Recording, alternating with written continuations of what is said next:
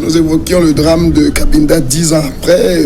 Beaucoup de témoignages très poignants. Il y a par exemple le témoignage de la femme d'Amélété à Balo, Emma Amélété, qui dit j'ai appris la nouvelle le 9 janvier par la radio RFI. Je suis tombée évanouie depuis ce jour. Je suis sous tension.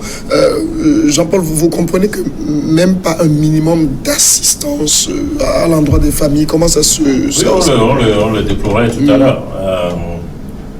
On a l'impression que depuis le drame, il n'y a pas l'accompagnement qu'il faut. Je parlais tout à l'heure de poursuite, il n'y en a pas. Je ne maîtrise pas tout le contexte de la survenue du drame. Je crois que Rodrigue maîtrise mieux. Mais je constate simplement que les responsabilités qui doivent être situées à plusieurs niveaux ne l'ont pas été. D'abord au niveau local. Si effectivement tout ce que Rodrigue rapporte est avéré, notamment le fait qu'il y avait la possibilité de prendre un avion, y compris avec la disponibilité des billets, on l'a pas pris. Si la question d'assurance est effectivement que l'assurance n'a pas été conclue et que parce que certains estimaient qu'il y a occasion à faire du profit, on a préféré aller résider à Pointe-Noire. Et si tout ça était avéré, il est important que des têtes tombent, que au minimum une commission d'enquête ici situe les responsabilités au niveau local et que au moins les familles identifient les responsables. On ne dit pas que c'est eux qui vont tirer sur nos compatriotes, mais au moins Rodrigue parlait de négligence, ou c'est plutôt toi qui parle de légèreté. En tout cas, la légèreté ou la négligence des uns et des autres ont conduit à ce drame et qui est sanction. Ensuite, au niveau de ceux qui sont les responsables directs du drame, aussi, au moins qu'ils soient identifiés, en tout cas on les a identifiés, qu'ils soient punis. Mais de tout ça, rien du tout. Je crois que c'est ça aussi qui contribue à renforcer l'amertume et voire le désespoir de la famille et des victimes. Parce qu'encore une fois, 10 ans plus tard, ils ont l'impression d'être simplement abandonnés par tout le monde. Et il y a l'ancien directeur technique de la FDF qu'on appelle Oncle Sam, qui a sorti un livre. Si je le résume, oui, c'est dire il faut tourner la page. C'est ce qu'il dit en substance. Tourner la page, oui, c'est facile à dire pour la personne qui n'a pas encore mis son doigt dans les tristes réalités de cette plaie béante là. Vous savez ce que ça... On avait vu à l'époque ces familles en total désarroi. C'était un coup de poignard en plein cœur pour ces familles-là parce que les gens étaient en contact avec leurs enfants, avec leurs maris et tout. Et puis, bon, nous quittons Pointe-Noire, nous sommes en train de nous rendre à Cabinda et on ne savait pas au Togo qu'il y avait une situation. C'est RFI qui a dit que le convoi des éperviers venait d'être attaqué par le FLEC. Et du coup, non, ça n'a pas. Il faut vivre ça une fois pour comprendre que, attention, et la femme qui dit qu'elle porte des séquelles, elle est devenue hyper tendue depuis. Elle a pris la nouvelle sur RFI déjà. Et qu'aujourd'hui, il n'y a aucune situation, c'est assez déplorable. Je le dis, vous savez, avant qu'on engage, par exemple, même simple championnat au Togo, il faut souscrire à une police d'assurance pour protéger la compétition. Donc, aujourd'hui, on il faut que les gens aient le courage, par exemple, de venir sur un plateau de télévision, qu'on en parle, qu'ils nous disent qu'ils ont souscrit à une police d'assurance qui doit couvrir cet incident-là.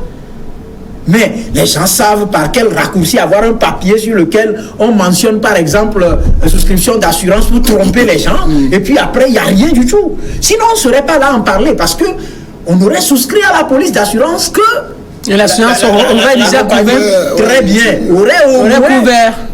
Assurer que faire quelque chose pour soulager les peines de ces familles-là. Souvenez-vous, on criait à l'époque, il y avait une histoire de convoyage d'argent vers quel pays avait le ministre Christophe Chawa à l'époque au ministère des Sports et on nous dit qu'il y avait difficulté de transporter 30 millions ou de quoi et on se disait mais quand même on parle d'une république et figurez-vous il y a beaucoup de choses dans cette histoire et je dis moi je ne parlerai pas de négligence ni de légèreté non il faut quand même être courageux de prendre les gens, même si ce sont des copains.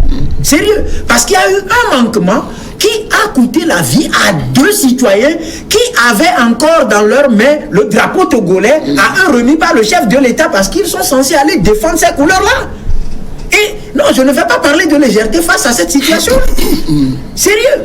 Donc, c'est très important que, même si c'est 10 ans après, que les victimes, on assiste à des procès à titre posthume où les parents veulent voir ce qui a pu arriver pour que cet enfant unique là aujourd'hui, qui est l'unique garçon par exemple, parmi les filles, ne soit plus dans le monde des vivants. Cet entraîneur là, ce parent là qui est parti, quand même ceux qui avaient des bébés à l'époque, les bébés là ont aujourd'hui 10 ans, mais qui ne peuvent plus connaître leurs parents par exemple.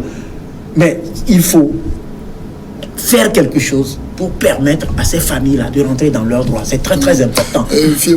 On va finir sur le sujet ainsi.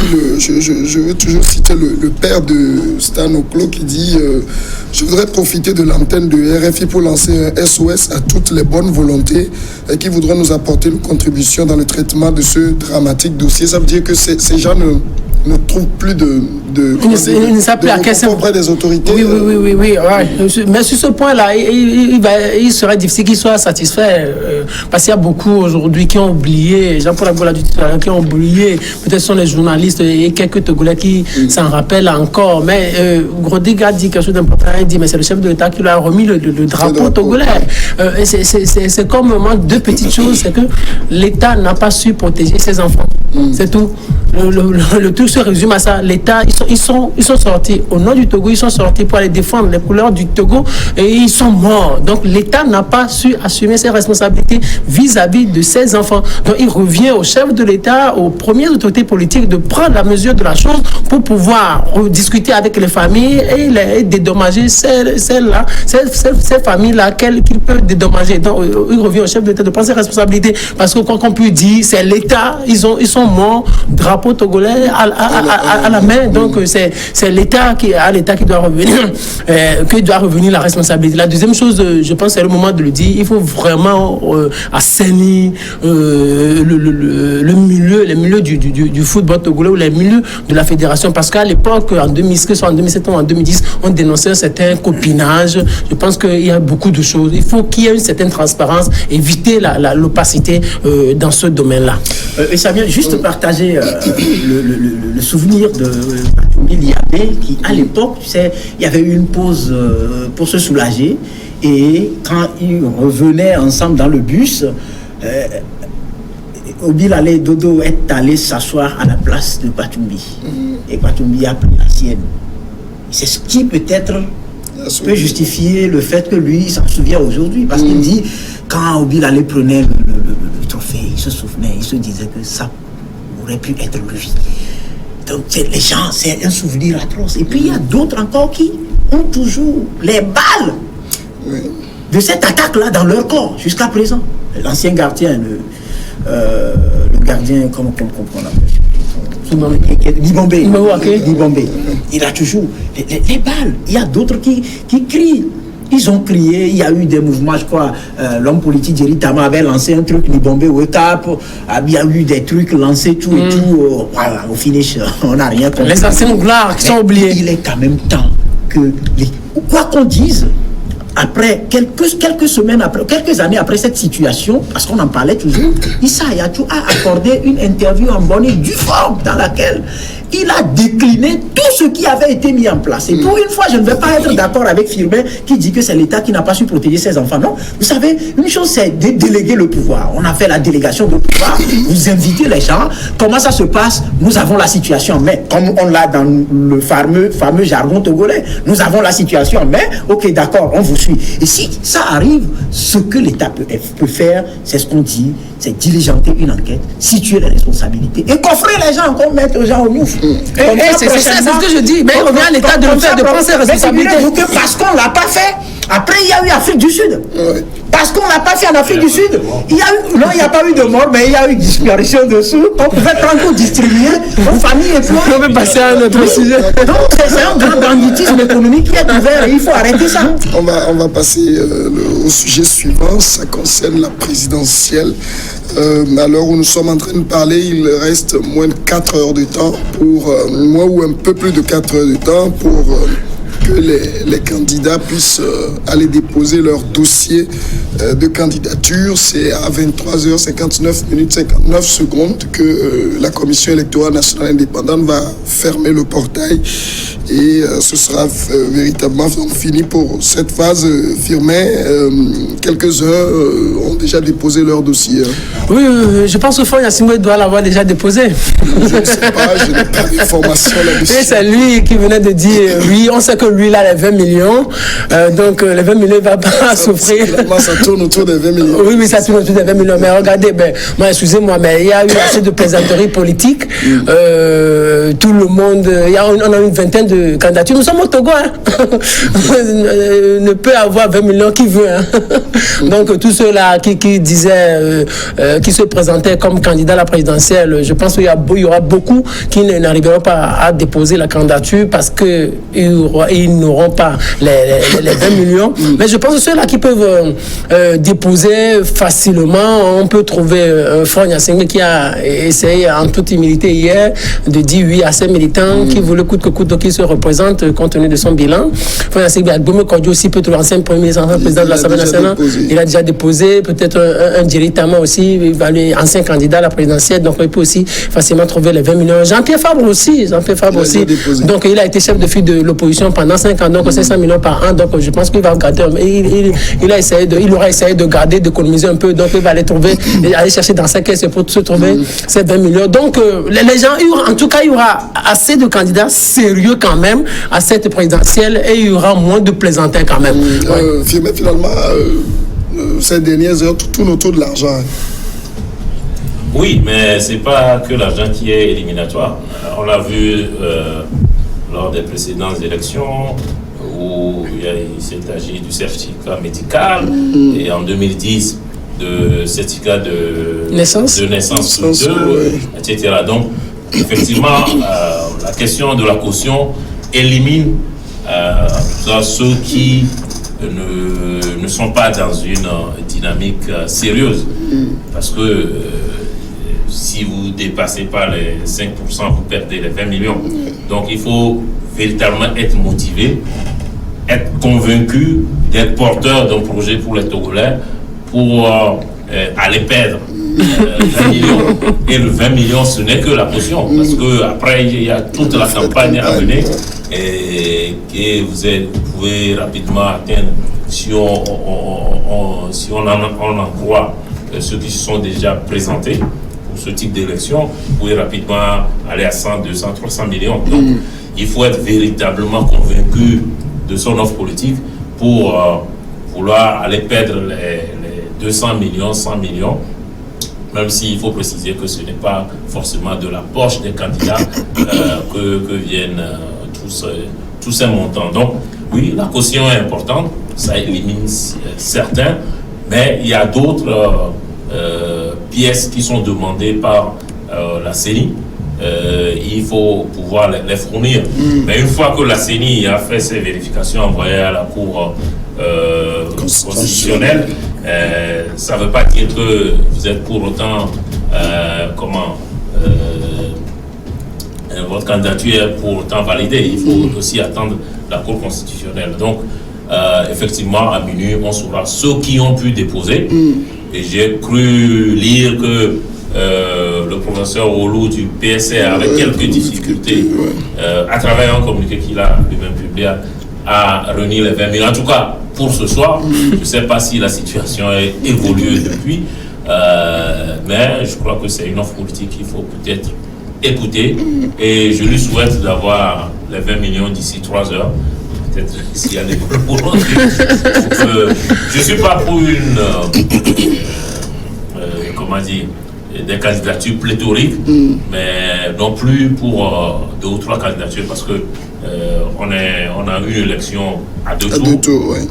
Et c'est l'occasion peut-être d'avoir des offres politiques diverses, puisque, comme disent les Français, au premier tour on choisit, au deuxième tour on élimine. Donc, que chacun des candidats potentiels propose un projet politique.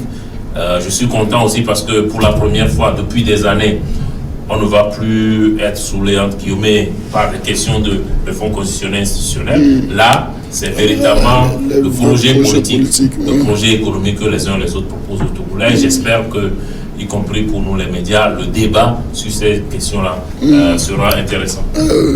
Rodrigue, ça va passer pour les gros morceaux. Hein. Non, je peux dire pour certains habitués, parce que ils ont déjà une idée sur comment ça se fait, et pour d'autres qui s'essayent, pour une première fois, c'est normal que ça soit un peu compliqué, parce qu'il y a eu aussi quelque chose qui n'a pas arrangé les gens. Vous savez, au début, quand vous lisez un peu la Constitution, et je voulais consacrer la composition du dossier et la fiche que la CENI a mis dans le truc, par rapport à la caution, ce n'était pas trop précis, parce que dans la Constitution, il fallait déposer, joindre le récépissé du versement des 20 millions au dossier. Mais par rapport à la fiche que la CENI a donnée aux gens, ce n'est pas mis dedans. Donc ça a trompé un peu certains qui se sont fiés à ça. Par contre, au même moment, d'autres ont tout en place depuis plus d'1 mois, et y compris les 20 millions et plus, mais qui se sont trouvés, ne sont pas en mesure d'aller déposer.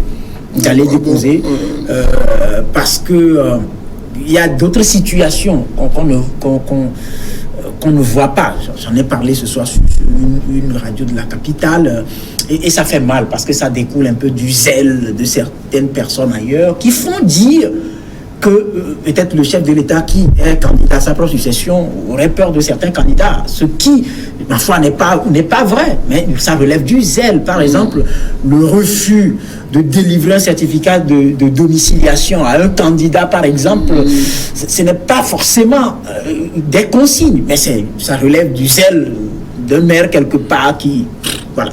Mais en somme, ce que moi je souhaite toujours à mon pays, comme l'a dit tout à l'heure Jean-Paul, pas que ça devienne un festival de plaisanterie, qu'il y ait du sérieux dedans. C'est à ça qu'on assistait quand même dès le début. Il y avait beaucoup de mais dans le lot, il y a quoi? Il y a ce qu'on ne dit pas.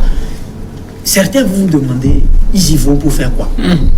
Mais ils y vont pour faire quelque chose. N'oubliez pas qu'un candidat avait dit, mais quelle banque peut vous faire un tel prêt à ce taux-là? Déposer 20 millions, il y a 500 millions dont 60% seront partagés tout de suite par ceux qui seront confirmés. Si vous faites rapidement le calcul, si c'est 5, mais ça dépasse largement les 20 millions. Vous remboursez le prêt bancaire et vous avez un peu à mettre dans la poche. Et après, maintenant, ça dépend, c'est un prorata de ce que vous aurez. Maintenant, c'est 10%. Et bon, donc 10%, on peut déjà voir certains qui ont l'habitude d'avoir 51%, 35% et autres. On peut se dire, ok, ils sont dans le panier du partage des 40% restants. Maintenant, il y a d'autres, par exemple, ils veulent rester sur les 60%. Juste, maintenant, c'est pour une première fois, j'aurais bien voulu qu'on prenne le temps pour bien préparer cette élection présidentielle-là, pour nous permettre de découvrir la capacité de proposer des solutions aux problèmes auxquelles les populations sont confrontées. Mais là, nous ne serons pas là. Parce que, c'est vrai, on a réussi à enlever des projets habituels, les réformes constitutionnelles, d'une façon ou d'une autre, on va dire, les choses, ça ne va plus rester concentré sur ça. Maintenant, aujourd'hui, qu'est-ce qu'on va vendre concrètement? Mais là où ça ne va pas être tout de suite automatique, c'est aussi que c'est maintenant que les populations aussi vont découvrir ça. Parce que les Togolais ne lisent pas. Déjà, patron de presse, vous savez ce que le sort qui est réservé à nos journaux, on ne lit pas. En plein marché, vous voyez, on met des webis, on met un peu de poisson dedans, et puis tu vois le journal, tu vois le site, tu te dis, oh Dieu, avec toutes les heures passées, la nuit à écrire, à réfléchir, c'est ce que ça devient bon. Mais je pense fondamentalement que il faut être dans la dynamique de scrutin libre, démocratique, pour permettre transparent pour permettre aux populations togolaises en âge de voter de choisir pour une fois leur dirigeant. Alors, sur ce deuxièmement, on va faire rapidement pour tourner encore une fois la parole avant la pause. Moi, j'étais en discussion en ligne avec un candidat indépendant qui me disait ça n'a pas été facile de réunir les signatures parce que les indépendants doivent avoir 2000 signatures. À raison de 200 par préfecture, que ça n'a pas été facile. Je dis préfecture. Mais comment ça peut être facile? Il faut c'est ce que les élections, ce n'est pas facile en fait. Même, je pense qu'en France, il faut réunir la signature des maires. Oui, 500 maires ne sont pas candidats. 500 maires, donc mais quand vous vous positionnez comme candidat, qui vous connaît pour vous donner sa signature? C'est là où se pose fondamentalement le problème. Il faut que vous arriviez à faire une campagne, à convaincre les gens avant que les gens ne vous accordent leur signature. Les gens prennent la présidentielle comme de la blague, quoi, en fait. Mais quand il s'agit de réunir les choses nécessaires, élémentaires, nécessaires, donc c'est là où toutes les difficultés se posent. Ça peut pas être facile. L'autre chose, quand Jean-Paul Agbo parlait de premier tour, deuxième tour, oui, en fait, le premier tour, deuxième tour, c'est démocratique. C'est, en fait, c'est tout ce qui se passe avec ces candidatures, c'est le charme de la démocratie. On aura un tour, on aura deux tours. Mais moi, je juge toujours de l'opportunité des choses. Au Togo, nous n'aurons qu'un seul tour, hein, en fait. Donc, au premier tour, le président sortant va rempiler. Parce que, arrêtez, qui peut tenir devant Faure Gnassingbé? Qui peut tenir? C'est comme Rodrigue Ago disait aujourd'hui que le pouvoir, peut-être, il y a quelqu'un qui dit peut-être que le pouvoir a peur de qui, ou le chef d'État aurait peur de X ou de Y. Le chef d'État n'a peur de rien. Il sait qu'en face, il n'y a rien. C'est Agbo, non, personne. Fabre, Jean-Pierre, il a battu déjà 2 fois en 2010, en 2015. Donc Agbo Kondi, il est peut-être en 3e position, peut-être en 2010. Agbo Kondi aujourd'hui, et il est même fragilisé même dans son propre camp, dans le camp de l'opposition, alors que le pouvoir même n'a même pas commencé par lui donner des coups. Donc il est déjà fragilisé. Donc au Togo, pour ceux qui nous suivent, il faut savoir que quand vous aurez au premier tour, Faure Gnassingbé avec 58%, 61%, ne soyez pas surpris parce que aujourd'hui UNI est bien parti pour gagner. Mais l'autre chose que je voulais ajouter rapidement avant de passer, parce que Jean-Paul, comment vous expliquez que tous attendent pratiquement le dernier jour pour déposer les dossiers? Ah, ça, je ne sais pas. Rodrigue disait tout à l'heure, certains avaient le dossier prêt depuis un mois. Peut-être simplement il fallait vérifier un certain nombre de... Je ne sais pas, je ne suis pas dans l'équipe de campagne des candidats, donc généralement, c'est comme ça qu'ils font. Hein. C'est il faut peut-être leur poser la question. Je n'en ai aucune idée.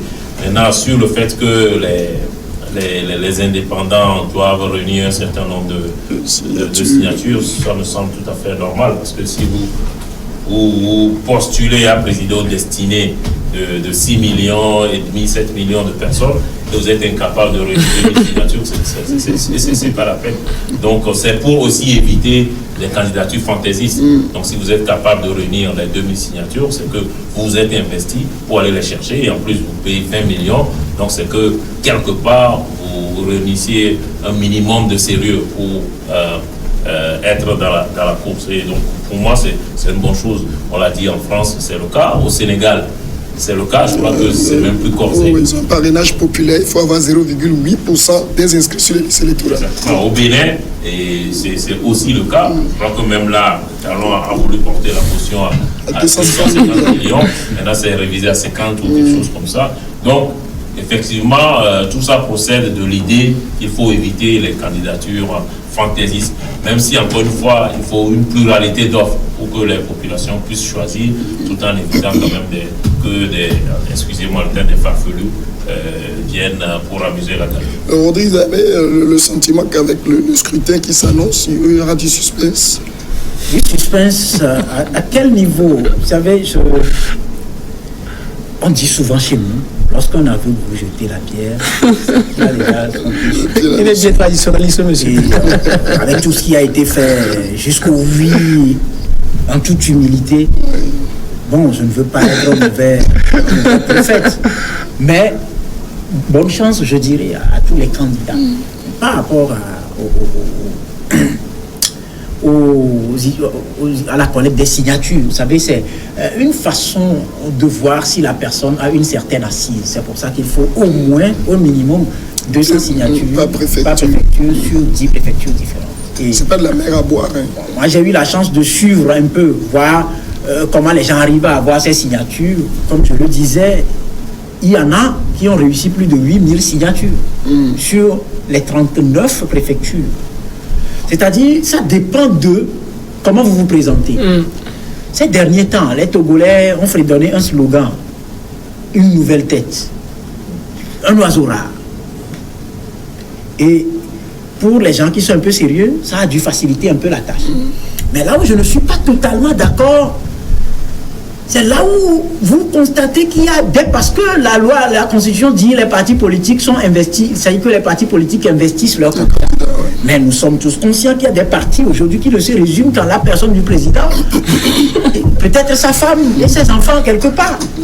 C'est en cela que je dis, il faut qu'un travail soit fait au niveau du ministère de l'administration territoriale pour qu'on voit à peu près la pertinence de la collecte de ces signatures par les indépendants.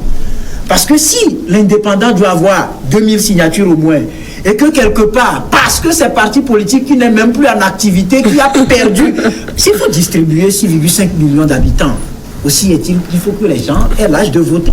Par plus de 100 combien de partis politiques? Apparemment, je vais plus parler. D'accord. Donc, c'est une réflexion. Il faut, je pense que... Il faut... Merci à Rodrigue Arrigo, merci Jean-Paul Agboire-Weleté, merci à Firmin Teco, émission très difficile à conduire pour moi aujourd'hui à cause de la voix qui est partie. Merci de l'avoir suivi.